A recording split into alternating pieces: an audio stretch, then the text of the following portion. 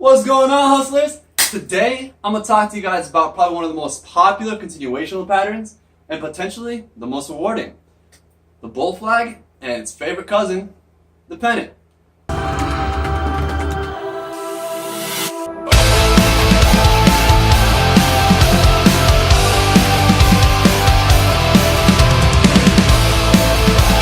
It's a continuational pattern that begins with a strong movement followed by a period of consolidation and most often leads to a continuation of the previous trend. Now, let me show you guys exactly what that looks like. So you have strong momentum, uptrend, reaching all-time highs, or relatively new all-time highs, followed by a period of consolidation, and then a potential breakout. For all you gifted visual learners out there, you probably understand why this is called the bull flag. It resembles a flag. Should probably switch that up. Perfect. Now, all you art majors out there probably understand why this is called the bull flag. Well, because it's shaped like a flag.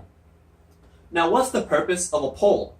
The purpose of a pole is to ground the flag so that it doesn't move around. Same deal over here.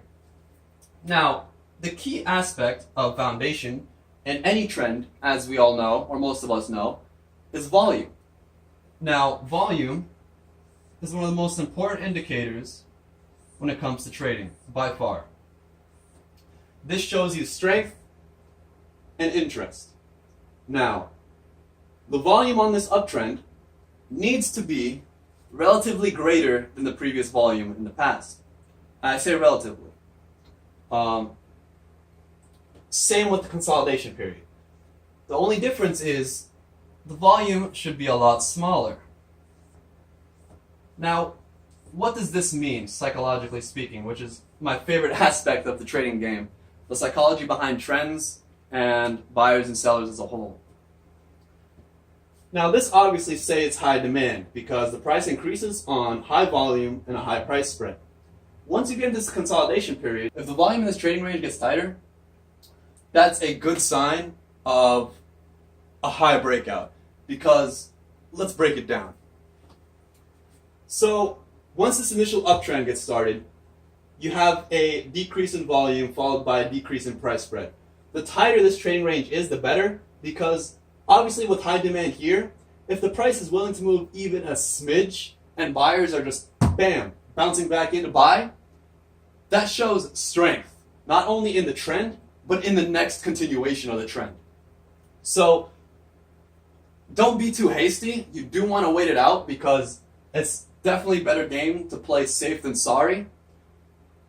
Especially since nothing is perfect. I want you guys to know, all the pictures and textbooks you've seen, all the videos, all the courses, those are all picture perfect examples. Stocks are going to do whatever they want, and you have to use your relative experience to identify patterns based on that stock. Each stock has its own personality that you cannot dismiss. With that being said, let's continue with this. Now, however, on the opposite side, if this goes down, in my opinion, anything further than 50% of the way, I dismiss that. I completely dismiss that. Because that shows that there's a lack of interest and I don't want to be involved. Whether it goes up or not, I couldn't care less. There's plenty of opportunities in there. There's tens of thousands of stocks. Opportunities are endless. Find the best one that fits you. Now, since this is a continuational pattern, obviously the pattern and the trend is going to continuate. But the volume may not always be present during that breakout. It could, and that's a really good indication, but it's not a guarantee. But then again, what is, right? Now, here's another pro tip. If you see volume increase towards the end of the trend, where it has a potential to break out, especially if you see this right here, let's go with red on this one. Actually green, because that's a good sign. If you see a slight breakout of the support, not on the first or second attempts at breaking out, but the third, followed by an increase in volume, that's a good sign because it shows demand. And if that volume continues onward, that's a really good sign because that indicates a potential near breakout. What's usually common with breakouts like this, especially if it has relatively low volume, even high volume, what happens is the price tends to come back down slowly, retesting the previous resistance, which now becomes support, and then rallies back up. And then begins another rally back up. Now that's the bull flag. I believe that got in touch with everything there is. Yeah, it looks about right. Alright, now moving on to the bear flag. Honestly, when I look at this, I don't see a bear flag. I see accumulation. And I feel it's kind of hypocritical of me to call this a bear flag simply because this does look like accumulation. And if you don't know what accumulation is, check out the video in the description. It talks more about the 4 market phases and how to time the markets essentially.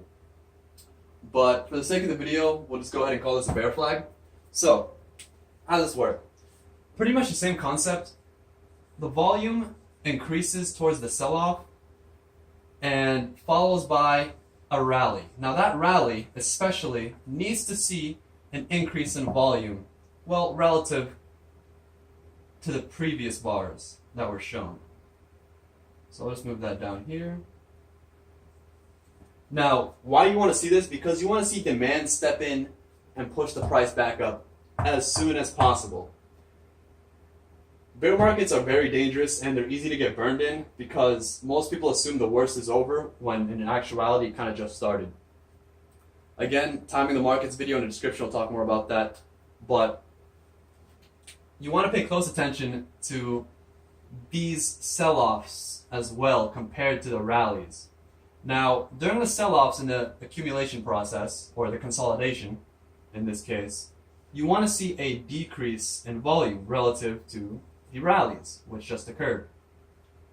Reason being is because you don't want to see that many sellers, and you want to see buyers picking up the pace as well. So you want to see an increase, followed by a decrease, and on the breakout, that's also as important as the beginning. Now, what's very common in these type of markets is you also notice a retracement, just like the previous patterns, and then a continuation higher. But let me just touch back up on what I said earlier about being easily burned in a bear market. Now, not too long ago, I was reading a book, and it talked about the implications of panic, fear, and anxiety compared to happy emotions like gratitude, compassion, and pride. Now, not only do those 3 emotions help you see in the long-term view, but also panic, fear, those 2 things are extremes. Now, the book begins to talk about experiments that were done, proving how people are more psychologically ready to avoid taking a loss than they are to pursue a gain. Now, I'm not the best when it comes to analogies, but bear with me on this. Let's say you're out in the street and avoiding all legal implications, some random stranger comes up to you and demands $50. You'll most likely refuse to give him $50, and he escalates it and begins to push you towards aggression. You'll most likely defend yourself.